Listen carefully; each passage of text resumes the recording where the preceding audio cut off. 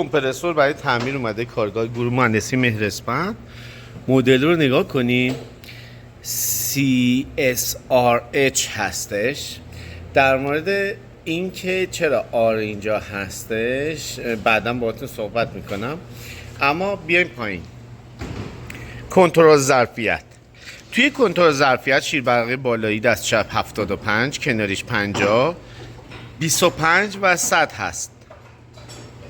بعضی از کمپرسورها ما میبینیم که دو تا شیربرقی کور هستن یا یک شیربرقی کور هست، در پوش خورده به جای شیربرقی. این کار رو چرا انجام میدن؟ چرا بعضی از شرکت سازنده کنترل ظرفیت رو کور میکنن، دو تا شیربرقی یا یکی رو فقط، یا مثلا دو تا شیربرقی اینجوری باقی میذارن 25 و 100. با این روش چجوری ما میتونیم کنترل ظرفیت رو انجام بدیم؟